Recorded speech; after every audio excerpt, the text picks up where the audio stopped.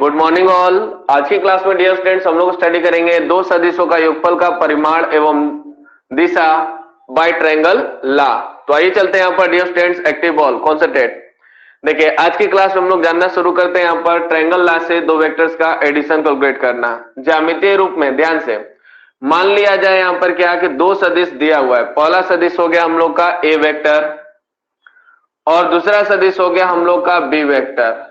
अगर इस तरह से यहाँ पर ज्यामितीय रूप में दिया हुआ है ए वेक्टर और अगला बी वेक्टर, और इसके बीच का एंगल यानी कोण जो दिया हुआ है वो कितना दिया हुआ है यहाँ पर थीटा। कोण कितना दिया हुआ है यहाँ पर थीटा। तो हमें ज्ञात करना है यहाँ पर इसका परिणामी सदिश यानी कि आर वेक्टर बराबर a vector plus B vector. Vector ज्ञात करने का मतलब इसके पास दो चीज होता है, एक होता है परिमाण और एक होता है दिशा। अगर परिमाण और दिशा किसी सदिश का पता चल गया तो वह सदिश हमें मिल जाता है कंफर्म रूप में। ठीक है, तो आइए चलते हैं यहाँ पर ध्यान से। तो हम लोग कहते हैं यहाँ पर इसका परिमाण एवं दिशा ज्ञात करने के लिए ट्रायंगल ला से जोड़ेंगे। ट्रायंगल ला कहता है कि प्रथम सदिश के शीर्ष पर, यानी कि यह हो गया हम लोग का प्रथम सदिश। इसको हम लोग बोलते हैं यहाँ पर टेल, यानी कि हम लोग कहते हैं पूंछ, और इसको हम लोग कहते हैं यहाँ पर शीर्ष। तो प्रथम सदिश के शीर्ष पर दूसरे सदिश के पूंछ यानी दूसरा सदिश लाएंगे यहाँ पर और इसके शीर्ष पर हम लोग रखेंगे, इसके पूंछ को पहले के शीर्ष पर रखेंगे। तो रख दिए। तो इन दोनों सदिशों का परिणामी सदिश कहता है यहाँ पर, इन दोनों सदिशों का परिणामी सदिश वह सदिश होता है जो प्रथम के पूंछ से प्रारंभ होकर अंतिम सदिश के शीर्ष पर खत्म होता है। प्रथम के पूंछ से प्रारंभ होकर अंतिम सदिश के शीर्ष पर खत्म होता है। इसी को बोलते हैं यहाँ पर परिणामी सदिश यानी कि रिजल्टेंट वेक्टर आर वेक्टर। अब आर वेक्टर को हम लोग ए वेक्टर प्लस बी वेक्टर भी बोलते हैं यहाँ पर, यानी आर वेक्टर बराबर क्या हो जाएगा ए वेक्टर प्लस बी वेक्टर। तो ध्यान से डियर स्टूडेंट्स, कल की क्लास में भी हम लोग जाने थे प्रथम सदिश के शीर्ष पर, ध्यान से प्रथम सदिश के शीर्ष पर दूसरे सदिश के पूंछ को रखेंगे। तो इन दोनों सदिशों का परिणामी सदिश वह सदिश होता है जो प्रथम के टेल से यानी पूंछ से प्रारंभ होकर अंतिम सदिश के शीर्ष पर खत्म होता है। तो यह हो जाएगा आर वेक्टर बराबर a vector plus B vector, यानी कि इसका परिणामी सदिश हमें दिखाई देने लगा। तो इसका परिमाण ज्ञात करना है और अगला दिशा। क्या ज्ञात करना है? इसका परिमाण और अगला क्या ज्ञात करना है? दिशा। ठीक है, चलिए ध्यान देंगे। थोड़ा सा बाल ठीक कर लेते हैं, अच्छा नहीं लग रहा है। चलिए ध्यान देंगे, बोर्ड पर एक्टिव कॉन्सेंट्रेट। ध्यान देंगे, ए वेक्टर हो गया और अगला क्या हो गया? B vector. यहां पर हो गया आर वेक्टर बराबर a vector plus B vector. तो परिमाण और अगला क्या हो गया? दिशा। तो परिमाण और अगला हमें ज्ञात करना है दिशा। तो ध्यान से, तो सबसे पहले हम लोग परिमाण का कॉन्सेप्ट लगाते हैं, यानी कि हमें ज्ञात करना है परिमाण यानी कि मैग्नीट्यूड।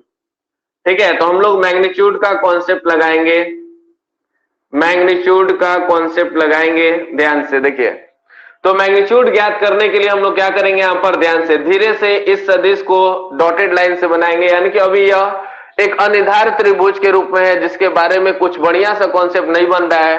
तो बढ़िया सा कॉन्सेप्ट बनाने के लिए थोड़ा सा आगे बढ़ाएंगे ए वेक्टर को, थोड़ा सा बी वेक्टर से। अब यहां से इस बिंदु से हम लोग इस पर लंब डाल देंगे, और जैसे ही लंब डालेंगे यहाँ पर तो हम लोग को मिल जाएगा एक समकोण त्रिभुज। क्या मिल जाएगा? समकोण त्रिभुज। अगर समकोण त्रिभुज मिल गया यहाँ पर, अब नाम अगर दे देते हैं ए, इसका नाम दे देते हैं बी, और इसका नाम दे देते हैं सी। ठीक है, और इसका नाम दे देते हैं डी। तो हम लोग पहुंचेंगे नया वाला त्रिभुज में ए डी सी। नए वाले त्रिभुज में जाएंगे ए डी सी में। तो इस त्रिभुज में डियर स्टूडेंट्स ध्यान से, इस त्रिभुज में डियर स्टूडेंट्स एडीसी में जाएंगे तो यह एक समकोण त्रिभुज हो गया, जिसमें एडी जो है यानी एडी जो है वो क्या है? एडी है हम लोग का आधार। क्या है? आधार। और ये क्या है यहाँ पर? लंब। ये क्या है यहाँ पर? लंब। ठीक है, क्यों लंब है? क्योंकि थीटा अगर हम लोग कहेंगे, ध्यान से अगर हम लोग ये वाला चीज अगर बात कर रहे हैं यहाँ पर, यानी कि 90 के सामने वाला हम लोग का कर्ण होता है, इस तरह से हम लोग का रहता है, इसे हम लोग 90 के सामने वाला कर्ण होता है, 90 के सामने वाला कर्ण होता है, और इस तरह से हम लोग लंबाई लंब डाला हुआ रहता है, इसको हम लोग कहते हैं लंब। जो बच जाता है उसे आधार। ठीक है, अब आइए चलते हैं यहाँ पर डियर स्टूडेंट्स, आगे की ओर बढ़ते हैं। ध्यान से देखते रहिए, समझते रहिए सभी लोग। यहां तक क्लियर है? तो ये आधार को ज्ञात करने के लिए यहां से ये जो लंबाई है वो कितना के बराबर है? ए। क्यों ए है? क्योंकि यह ए वेक्टर है और ए वेक्टर का परिमाण ही हम लोग का इसका लंबाई होगा, यानी ए वेक्टर है तो यह हो गया ए के बराबर। ठीक है, लेकिन यह BD हमें नहीं मालूम है, यानी BD को ज्ञात करना, ये लंबाई हमें ज्ञात करना पड़ेगा और साथ में CD भी ज्ञात करना होगा क्योंकि CD का लंबाई भी हमें नहीं मालूम है। तो इसको ज्ञात करने के लिए अब हम लोग क्या करते हैं, ध्यान से, रणनीति स्टार्ट। अब हम लोग क्या करेंगे, ध्यान देंगे, हम लोग लेंगे यहां पर समकोण त्रिभुज BDC में, समकोण त्रिभुज BDC में हम लोग आधार और यह जो है B वेक्टर है, यानी कि इसका लंबाई कितना हो गया D, यह अगर B वेक्टर है तो इसका लंबाई कितना हो गया D, ठीक है। तो यह B के बराबर है और यह आधार है, आधार और यह कोण हो गया कितना यहाँ पर थीटा, कॉन्सेप्ट में गिवन है, दिया है। तो यह हम लोग का अगर थीटा मालूम है, आधार ज्ञात करना है और कर्ण हमें मालूम है, आधार, कर्ण और थीटा, कॉन्सेप्ट क्लियर करेंगे, जल्दी से कमेंट करेंगे डियर स्टूडेंट, जल्दी से क्लियर करेंगे। क्या होगा, आधार और कर्ण है और थीटा है, तो वेरी गुड, मेराज अली ने मतलब टाइप कर दिया कॉस, वेरी गुड, बाकी लोग भी कमेंट किए हैं, बहुत बढ़िया। यानी कि हम लोग बोलेंगे डियर स्टूडेंट्स कॉस थीटा होगा और कॉस थीटा बराबर होता है लंब बटा में आधार, यहां से यहां तक, बस इसके लिए यह आधार है BD। तो हम लोग बोलेंगे लंब यह हो गया, यह आधार हो गया और यह कर्ण हो गया, तो हम लोग क्या बोलेंगे, आधार, आधार कौन है BD और कर्ण कौन है B, देख रहे हैं ना सभी लोग। तो यहां पर हम लोग बोलेंगे BD बाई हम लोग का हो जाएगा B, आधार हो गया BD और कर्ण हो गया B, यानी cos थीटा बराबर BD बाई B। और हम लोग को ज्ञात करना था BD, यानी BD पकड़िए, BD जो है वो क्या है B cos थीटा। तो BD पकड़ा गया और BD पकड़ा गया, तो BD एक ट्रेन है और ट्रेन का नाम है, तो इस ट्रेन पर बैठिए और आगे बढ़िए, हिंट कर दिया कि अब आगे बढ़िए। फिर से अब हम लोग कहेंगे यहां पर पुनः, इसी त्रिभुज में हम लोग बात कर रहे हैं और टारगेट है कि यह लंब हमें मिल जाए, यह लंबाई ज्ञात करना था जो हमें मिल गया। अब हम लोग चलेंगे यहां पर क्या, BD की लंबाई मिल गया, अब हम लोग CD की लंबाई, BD पकड़ लिए तो अब CD पकड़िए, CD, तो CD क्या होगा, CD को ज्ञात करने के लिए हम लोग क्या करेंगे, ध्यान से, लंब है और यह कर्ण मालूम है और कोण मालूम है, लंब, कर्ण और कोण क्या लेंगे, जल्दी से कमेंट, इरफान साइन लेंगे, मुस्कान साइन लेंगे, मेराज साइन लेंगे, डिट्टू साइन लेंगे, बबली साइन लेंगे, योगेश बाप रे फुल स्पीड में, अब आप लोग आ गए तो हम भी थोड़ा सा इसी स्पीड में आ जाते हैं कॉन्सेप्ट से। यानी कि साइन थीटा बराबर लंब, यानी कि बोलेंगे यहां पर CD, अब बटा में क्या हो जाएगा B, ठीक है। तो बताइए CD बराबर क्या हो गया, तो CD बराबर हो जाएगा B साइन थीटा। बात क्लियर है, तो हमें CD भी मिल गया और अगला BD भी मिल गया, दोनों मिल गया। अब हम लोग को कहां चलना है, यहां पर, यानी कि कुल लंबाई हो गया A और BD जोड़ देंगे तो यह हो जाएगा A प्लस हम लोग बोलेंगे यहां पर B cos थीटा, ठीक है। और लंब की लंबाई हमें मिल चुका है जो कितना के बराबर है, लंब की लंबाई B साइन थीटा, ठीक है। तो यह हो गया B साइन थीटा। तो अब हम लोग कहां जाएंगे, यहां तक क्लियर हो गया। अब यह फिगर हम थोड़ा सा इतना हम लोग इरेज करेंगे, कर लें, यहां तक इरेज करेंगे, ये कॉन्सेप्ट निकाल लिए, कॉन्सेप्ट निकाल लिए, यहां पुट कर दिए, अब हम लोग थोड़ा सा इरेज करेंगे, चलिए ध्यान से, बहुत बढ़िया। देखिए, तो अब हम लोग क्या करेंगे यहां पर, अब हम लोग लेंगे यहां पर समकोण त्रिभुज,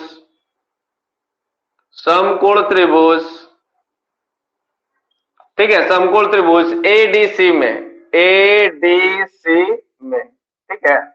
तो समकोण त्रिभुज ADC में लेंगे तो AC हो गया कर्ण, AC बराबर हम लोग बोलेंगे आधार स्क्वायर, यानी कि AD का स्क्वायर, अब प्लस बोलेंगे लंब के स्क्वायर, आधार स्क्वायर प्लस लंब का स्क्वायर, लंब का स्क्वायर कितना हो गया CD। अब थोड़ा सा और आगे बढ़िए और अपने कॉन्सेप्ट को एनालिसिस में लीजिए, AD, A से D तक का लंबाई A plus B cos theta, यह हो जाएगा A plus B cos theta, ठीक है, पूरे का होल स्क्वायर, AD का स्क्वायर था तो AD निकाले, A plus B cos theta हो गया और पूरे का होल स्क्वायर, प्लस CD का स्क्वायर, तो CD का स्क्वायर, CD क्या है B साइन थीटा, तो हमने रख लिया B साइन थीटा पूरे का होल स्क्वायर। क्लियर है, कोई दिक्कत, पूरा, चलिए ध्यान से एक्टिव रहिए, दम मजा आएगा, दम गारंटेड।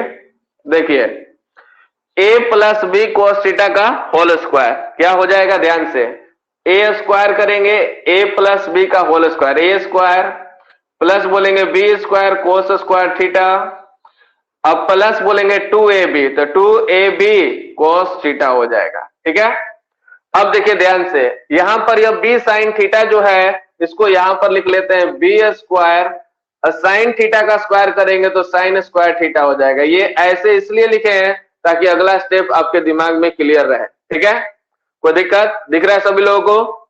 सभी लोगों को दिख रहा है डियर स्टूडेंट्स? सभी लोगों को दिख रहा है? चलिए बहुत बढ़िया, थोड़ा सा स्क्रीन पर जूम कर लेंगे ऐसे। ठीक है, तो ऐसे करेंगे तो जूम हो जाएगा। चलिए ध्यान देंगे, आगे बढ़ेंगे। यहां पर रूट अंडर बढ़ते हैं, यहां पर देखिए ए स्क्वायर हो गया प्लस इसमें से बी स्क्वायर कॉमन कर लेंगे, यहां पर हो जाएगा कोस square theta plus sine square theta. ठीक है, प्लस यह हो जाएगा 2ab cos थीटा, क्या हो जाएगा 2ab cos थीटा। सभी लोग देख रहे हैं ना? कोई दिक्कत होगा तो कमेंट करते रहेंगे, कोई दिक्कत होगा तो कमेंट करते रहेंगे।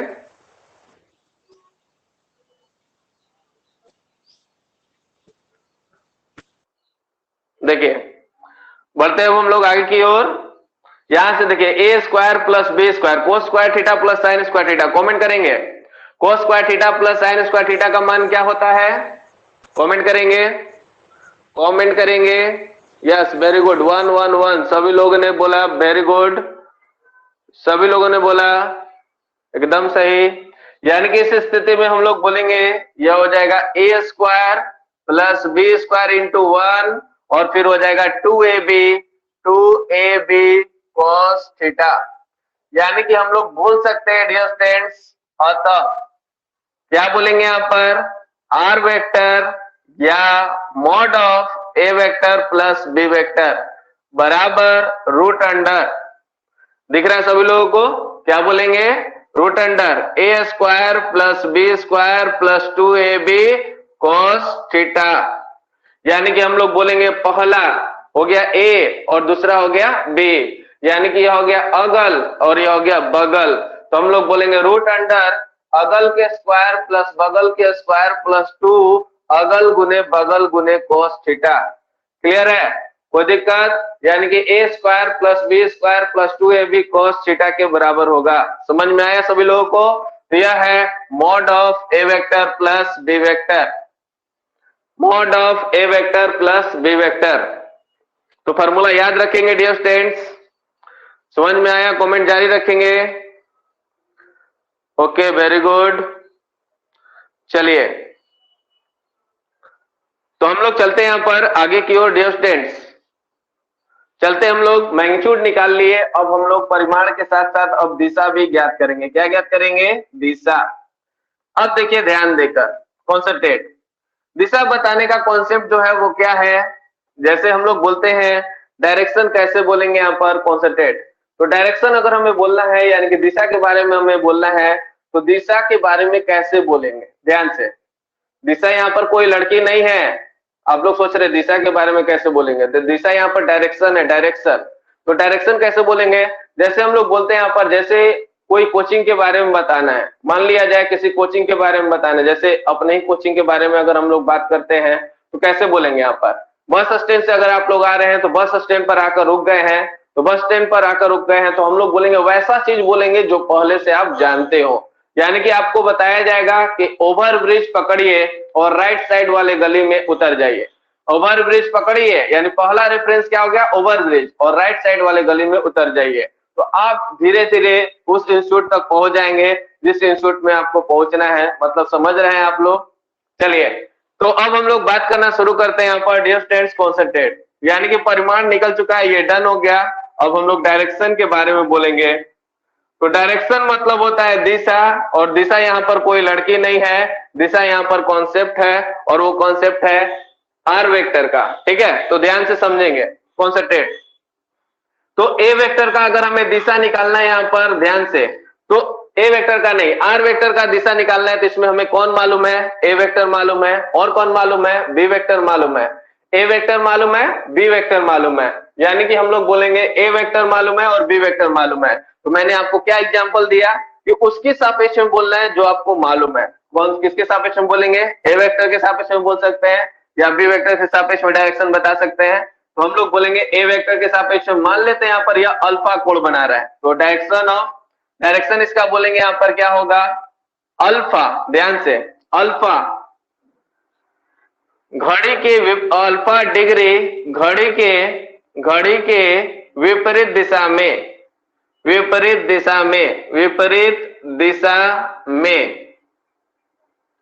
के विपरीत दिशा में अल्फा डिग्री घड़ी के विपरीत दिशा में ए वेक्टर के साथ यह हो गया इसका डायरेक्शन। तो कुछ लोग कहेंगे सर अल्फा अभी मालूम ही नहीं है, तो लीजिए मैं अल्फा का कॉन्सेप्ट देने जा रहा हूं, यानी कि अब अल्फा बराबर क्या है। ध्यान से, तो अल्फा को निकालने के लिए हम लोग क्या करेंगे? समकोण त्रिभुज में लेंगे एडीसी में। तो समकोण त्रिभुज एडीसी में फिर से दौड़ेंगे और इसमें देख रहे हैं कि हमें यह लंब मालूम हो चुका है और यह आधार मालूम हो चुका है। तो लंब और आधार का कॉन्सेप्ट कौन बनाता है? tan। तो tan अल्फा बराबर हम लोग बोलेंगे लंब कितना है बोलिएगा? b sin theta. लंब कितना है? b sin theta. और आधार कितना है यहाँ पर? a plus b cos theta. a plus कितना है? b cos थीटा के बराबर है। तो यहां पर हम लोग ले लिए, तो अल्फा बराबर अब अगर हम लोग बोलेंगे तो हम लोग इनवर्स पढ़ चुके हैं, tan जब उस साइड जाएगा तो हो जाएगा tan इनवर्स। तो हम लोग बोलेंगे tan इनवर्स, यहां पर हो जाएगा कितना? b sin थीटा बटा में a plus b cos theta. ठीक है डियर स्टूडेंट्स, कोई दिक्कत? कमेंट करेंगे। अल्फा बराबर हो जाएगा tan inverse b sin theta बटा में a plus b cos theta, और इसी अल्फा को अब यहां पर चिपका देंगे और इसका कंप्लीट डायरेक्शन हो जाएगा पूरा अच्छा से। ठीक है, तो कोई दिक्कत हो तो कमेंट करेंगे, अदरवाइज हम लोग आगे बढ़ेंगे। चलिए नो प्रॉब्लम, बहुत बढ़िया। ये था हम लोग का परिमाण, यानी कि इसका डायरेक्शन क्या हो गया? तो हम लोग बोलेंगे डायरेक्शन इसका हो जाएगा tan इनवर्स, बोलिए क्या बोलेंगे? tan inverse b sin theta बटा में a plus b cos theta. और एक्यूट लेना है तो एक्यूट लेने के लिए हम लोग ले लेंगे मॉड और कर देंगे किसके साथ? a वेक्टर के साथ। a वेक्टर के साथ घड़ी के विपरीत दिशा में, तो यह हो गया याद करने वाला पॉइंट, विपरीत दिशा में, ये हो गया याद करने वाला पॉइंट ये स्टूडेंट्स। ठीक है, तो याद रखेंगे। अब हम लोग बाकी के कॉन्सेप्ट को मिटकार सकते हैं, तो मिटकार लेते हैं। चलिए अब हम लोग आएंगे यहां पर परिमाण निकालेंगे कुछ महत्वपूर्ण स्थितियां में। ध्यान से, अब ऑब्जेक्टिव क्वेश्चंस के लिए अब हम लोग का कॉन्सेप्ट रन करने जा रहा है, ध्यान देंगे। अब हम लोग क्या ज्ञात करेंगे?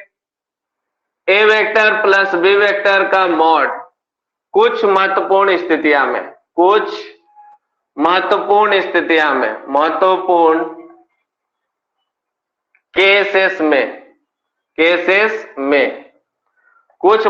केसेस में हम लोग क्या ज्ञात करेंगे? Mod of A vector plus B vector. Objective questions के लिए इंपॉर्टेंट। पहला केस करिए, केस 1। पहला केस, ध्यान से सब लोग, पहला केस हम लोग करने जा रहे हैं कि जब ए वेक्टर लंब होगा बी वेक्टर पर, तो बताइए कहां प्रभाव पड़ेगा? ए वेक्टर और बी वेक्टर लंब होगा तो कहां प्रभाव पड़ेगा? परिमाण पे कि कोण पर? परिमाण पर कि कोण पर? ए वेक्टर और बी वेक्टर लंब है तो कहां पर प्रभाव पड़ेगा? परिमाण पर कि लंब कोण पर? तो कोण होगा डियर स्टूडेंट, सभी लोग समझ जाएंगे कोण, यानी कि यह कोण के बारे में इंडिकेशन कर रहा है। कोण बराबर हो जाएगा 90 डिग्री। पहले यहाँ पर ए वेक्टर लंब है बी वेक्टर, तो यह थीटा के बारे में बता रहे हैं 90 डिग्री, यानी कि वेक्टर का मैग्नीट्यूड वही है लेकिन इनके बीच का एंगल जो है 90 डिग्री हो जाए तब। तो आइए चलते हैं यहाँ पर रसे mod of A vector plus B vector बराबर स्क्वायर रूट ऑफ। ध्यान से, तो हम लोग बोले फॉर्मूला पढ़े हैं ए स्क्वायर, तो ए स्क्वायर ही रखेंगे। बी स्क्वायर पढ़े हैं, बी स्क्वायर ही रखेंगे। और फिर बोलेंगे 2ab cos थीटा के जगह पर पटक देंगे 90 डिग्री। अगल स्क्वायर प्लस बगल स्क्वायर प्लस 2ab cos अगल बगल के बीच के एंगल यानी कि 90 डिग्री। तो इस स्थिति में हम लोग बोलेंगे कितना यहाँ पर square root of A square plus B square. बतिया समझ गए, कोई दिक्कत? तो इस तरह से बोलेंगे mod of A vector plus B vector जो होगा वो कितना के बराबर होगा, square root of A square plus B square. समझ में आया सभी लोगों को? क्लियर है? चलिए अब हम लोग आते हैं दूसरा एग्जाम्पल। बहुत बढ़िया। चलिए ध्यान से, केस 2 दूसरा केस में चलते हैं। पहला केस पार हो गया, अब दूसरा केस। ध्यान से, दूसरा केस जब हम लोग बोलेंगे ए वेक्टर बराबर जो है वो बी वेक्टर के है, ए वेक्टर जो है बराबर है बी वेक्टर के, मतलब जब दो सदिश बराबर होते हैं तो उनके कोण जो होंगे 0 डिग्री होंगे, और जब दो सदिश बराबर होंगे तो ए बराबर क्या हो जाएगा, बी। तो यह दो शर्त को परिमाण में भी एक संबंध देता है और कोण में भी एक संबंध देता है। कोण जो होगा वो 0 डिग्री हो जाएगा और परिमाण आपस में बराबर। तो बताइए mod of A vector plus B vector अगर हम लोग बोलेंगे तो वो कितना के बराबर होगा, स्क्वायर रूट ऑफ, देखिए अगल के स्क्वायर और बगल भी वही बतिया है, दोनों बराबर है तो ए स्क्वायर ही लिखेंगे। फिर क्या बोलेंगे, प्लस 2 अगल बगल दोनों बराबर है, कोस थीटा, थीटा की जगह पर अब हो जाएगा 0 डिग्री, दोनों बराबर हो गया तो परिमाण हम लोग का बराबर होगा और कोण हो जाएगा 0। तो अब बताइए क्या हो जाएगा, स्क्वायर रूट ऑफ, ध्यान से यह हो गया ए स्क्वायर 2a स्क्वायर प्लस यहां पर भी हो गया 2a स्क्वायर और कोस 0 के मान होता है 1, तो हो गया ध्यान से 4a स्क्वायर और 4a स्क्वायर तो 4 का 2 a स्क्वायर का 1 यानी कितना के बराबर हो जाएगा, 2a। यानी जब दो सदिश बराबर होंगे तो उसका परिमाण हो जाएगा 2a। अगर b और b है तो 2b, यानी 2a या 2b कह सकते क्योंकि a बराबर b है। ठीक है, कोई दिक्कत? टेक स्क्रीनशॉट या छोड़ दीजिए, आप लोग तो लिख ही चुके हैं या लिख लेंगे बाद में वीडियो देखकर। चलिए बढ़ते हैं अब हम लोग अगले केस की ओर, केस 2 के बाद केस 3। समझ में आया सभी लोगों को? केस 2 समझ में आया सभी लोगों को?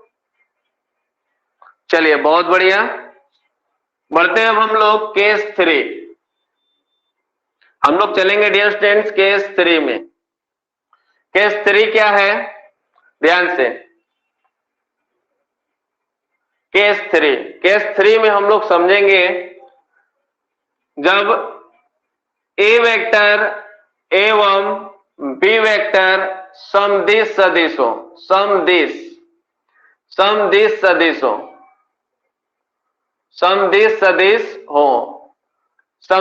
को जानते हैं? समदिश सदिश को जानते हैं आप लोग? समदिश सदिश को जानते हैं आप लोग? समदिश सदिश मतलब जब दो गो दोस्त रहता है उसी को कहते हैं समदिश। मतलब समझ गए, याद आ गया कॉन्सेप्ट कि जब दो दोस्त यानी दो सदिश एक ही दिशा में होते हैं तो उसको हम लोग बोलते हैं समदिश सदिश। परिमाण से कोई लेना देना नहीं होता है, दिशा सिर्फ होता है कि दोनों का दिशा सेम हो गया। यानी कि हम लोग बोलेंगे थीटा बराबर कितना, यहाँ पर कितना बोलेंगे, थीटा बराबर बोलिए 90, 180, 0, क्या बोलेंगे, थीटा बराबर क्या बोलेंगे, 0। बहुत बढ़िया, थीटा बराबर हम लोग का होगा 0। बहुत बढ़िया, थीटा बराबर क्या होगा, 0।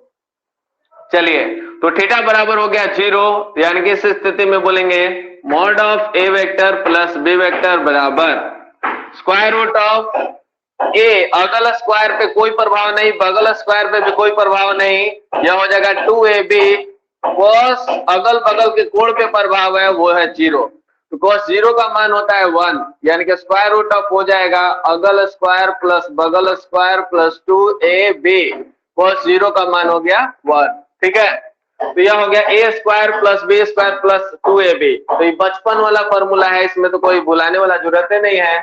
स्क्वायर रूट ऑफ क्या होगा, बचपन के फॉर्मूला में हम लोग पढ़े हैं a प्लस बी के होल स्क्वायर। तो हम लोग कहेंगे ध्यान से, ध्यान देंगे यहाँ पर a और b का स्क्वायर यानी कि क्या हो जाएगा a प्लस बी, यानी कि यह किसके बराबर होगा, mod of A vector plus B vector जो होगा वो कितना के बराबर होगा, a प्लस बी, ए के परिमाण प्लस बी के परिमाण के बराबर होगा। ठीक है, कोई दिक्कत, क्लियर, बड़े। अब हम लोग आगे तो ध्यान रखना है, जब समदिश सदिश होता है तो mod of A vector plus B vector A plus B के बराबर होता है, यानी कि लाइक वेक्टर होता है या लाइक वेक्टर होता है या समदिश सदिश होता है या एक ही दिशा में होता है तो उसके परिमाणों के योगफल के बराबर होता है। ठीक है, चलिए बहुत बढ़िया। अब यहाँ पर थोड़ा सा चेंजिंग कर देते हैं, केस नंबर हम लोग आ जाते हैं 4 में, ये 3 नंबर था, अब 4 नंबर में चलते हैं। असमदिश सदिश, कौन सा सदिश, असमदिश सदिश। असमदिश होगा, कहता है हूं, देखो कहता है हूं, यानी कि इस स्थिति में क्या होता है, असमदिश, यानी कि एक दूसरे के विरोध में, फलनवा बा हम ना जाए। ठीक है, तो कैसे यहाँ पर करेंगे, एगो कहता है हूं तो एगो इधर हूं, तो यानी कहने का मतलब क्या हो गया 180, यानी कि 180 डिग्री का यहाँ पर फासला होगा। ठीक है, कितना का फासला होगा, 180 डिग्री का, यानी कि एक होगा इधर एक होगा इधर, यानी कि थीटा बराबर हो जाएगा 180। यानी कि इस स्थिति में a vector plus B vector, ध्यान से, a vector plus B vector बराबर क्या बोलेंगे, a square plus B square plus 2ab, या जीरो जो है वो चेंज हो जाएगा 180 डिग्री में। समझ रहे सभी लोग, यानी a square plus B square plus 2ab, तो अब 180 के मान जानते हैं ना क्या होता है, जब उल्टा 0 पर 1 तो इसके उल्टा वाला पे -1, 0 पे 1 तो उल्टा वाला पे -1, तो याद रखना है ट्रिक से। यानी कि यहां पर हो जाएगा, देखा जाए क्या मिला हमें रिजल्ट, बताएंगे, a square plus B square -2ab हो जाएगा। अब आप लोग जानते हैं, तो बहुत लोग यहाँ पर गलती करेंगे डियर स्टूडेंट, जैसे कुछ लोग कमेंट कर रहे हैं a माइनस बी, तो बतिया गलत है, a माइनस बी कभी बाहर मत निकालिएगा, माइनस आ गया तो यहाँ पर मॉड, क्योंकि घटाव है, और घटाव का मतलब क्या होता है कि यहाँ पर मान लीजिए a का परिमाण 2 है और b का परिमाण 4 हो गया, तो 2 में से 4 जाएगा तो -4, आप निकाल रहे परिमाण, परिमाण हम लोग का नेगेटिव हो जाएगा, यानी कि गलत हो जाएगा। और इसके लिए हम लोग क्या करेंगे, जब भी माइनस रहे यानी कि अंतर वाला बात आ जाए, इसको हम लोग मॉड में लेकर चलेंगे, और जोड़ वाला मॉड में लेने का कोई जरूरत नहीं है, पूरा कारण के साथ। समझ में आया, कोई दिक्कत, mod of a minus B बोलेंगे, क्या बोलेंगे, mod of a minus B. चलिए बहुत बढ़िया, इसी तरह से कमेंट अपना जारी रखिए ताकि मुझे पता चले समझ में आवता कि जाता। ठीक है, समझ में आवता कि जाता, कमेंट जारी रखिए अपना। बहुत बढ़िया बहुत बढ़िया बहुत बढ़िया। चलिए चलते हैं हम लोग आगे के लिए। अब हम लोग बात करेंगे, दो सदिश बराबर हो गया, ठीक है। अब हम लोग बात करेंगे एक लास्ट, ठीक है। लास्ट में क्या है और इंटरेस्टिंग है, लास्ट में क्या है और इंटरेस्टिंग है, ध्यान से जब सुनेंगे, सुनेंगे 5वां नंबर में ए वेक्टर एवं बी वेक्टर, ए वेक्टर एवं बी वेक्टर इकाई सदिशो, कौन सदिशो, इकाई सदिशो, इकाई सदिशो, कौन सा सदिश हो, इकाई सदिश हो तब। चलिए ध्यान से, इकाई सदिश होगा तब बताना है, ए वेक्टर और बी वेक्टर इकाई सदिश होगा तब। तो बताइए क्या होगा कॉन्सेप्ट, क्या दिया, यह ए का परिमाण से संबंध है और बी के परिमाण संबंध है, और दोनों का मान क्या हो जाएगा 1। अक्सर कंपटीशन में आते रहता है, ध्यान रखना है। Mod of A vector plus B vector निकालेंगे तो फॉर्मूला पहले लिख लीजिए, फॉर्मूला होता है a square plus B square plus 2ab cos theta, ठीक है। कोण कुछ भी हो में कोई मतलब नहीं है, यहाँ पर परिमाण है तो ए अगल का मान 1 तो 1 का स्क्वायर, बगल का भी मान 1 तो 1 का स्क्वायर, फिर क्या बोलेंगे 2 अगल 1 बगल 1 और ये हो गया cos थीटा। चलिए चलिए, बारिश होने लगा तो कौन क्लास में है, आप लोग घर में है, अब कहाँ रहिएगा, बारिश का ध्यान लगा रहे हैं। कौन दलानी में नहीं ना बैठा है, भींग रहा है दलानी में, लग रहा है कौन दलानी में बैठा है। चलिए ध्यान देंगे बोर्ड पर, चलिए ध्यान से, यहाँ पर हो गया 1 प्लस कितना, यहाँ पर 1, और यह हो जाएगा 2 cos थीटा। ठीक है, अब 1 मिलकर क्या हो गया 2, ये हो गया 2 प्लस हो जाएगा 2 cos थीटा। ठीक है, अब रूट अंडर इसमें से क्या कॉमन करेंगे 2, तो 1 प्लस क्या हो जाएगा cos थीटा। क्लियर है? चलिए बहुत बढ़िया। अब देखिए ध्यान से, ट्रिग्नोमेट्री आपका पीछा नहीं छोड़ता है, तो यहाँ पर भी ये घुस गया, ये हो गया 1 प्लस कितना यहाँ पर cos theta. 1 plus cos theta होता है, प्लस रहता है तो cos, यानी कि 2 cos स्क्वायर, आई कोड़वा हो जाता है आधा, कोड़वा हो जाता है आधा, यानी cos स्क्वायर थीटा बाई 2। देखिए रूट से हम लोग क्या देखते हैं कि दो को आ जाए भैया, बाहर निकलने में थोड़ा सा मजा आएगा, तो बोलिए क्या हो गया 2 इंटू 2, ध्यान से 2 इंटू 2, देखते रहिए कौन को निकलेगा, एगो निकल गया, एगो cos थीटा बाई 2 है तो हो जाएगा cos थीटा बाई 2, यानी कि 2 cos थीटा बाई 2 इसका आंसर हो जाएगा, 2 cos थीटा बाई 2। बहुत लोग कंप्लीट कर चुके हैं। चलिए बहुत बढ़िया, कोई दिक्कत समझ में आए सभी लोगों को? कमेंट करेंगे। चलिए बहुत बढ़िया, active, very good very good very good. चलिए तो ये था हम लोगों का आज की क्लास में, हम लोगों ने जाना है यहाँ पर क्या कि परिमाण कैसे निकालते हैं और mod of A vector plus B vector कितना के बराबर होता है। ठीक है, उसके बाद हम लोगों ने जाना कि डायरेक्शन कैसे निकालते हैं और वो कितना के बराबर होगा, और किसके सापेक्ष में निकालते हैं, किसके सापेक्ष में निकालते हैं, जो हम लोग का मालूम सदिश हो उसके सापेक्ष में निकालते हैं। ठीक है, अब इसी प्रकार से इसके बाद हम लोगों ने जाना mod of A vector plus B vector कुछ महत्वपूर्ण स्थितियों में, जब लंब होगा तो क्या होगा, समानांतर होगा तो क्या होगा, लाइक होगा तो क्या होगा, अनलाइक होगा तो क्या होगा, इसी प्रकार से इकाई सदिश होगा तो क्या होगा, और कुछ मस्ती भरी बातें भी हम लोग किए। तो आज की क्लास को यहीं पर एंड करते हैं डियर स्टूडेंट्स। ठीक है, कोई दिक्कत? चलिए आज की क्लास को एंड करते हैं, bye bye sir. Good morning.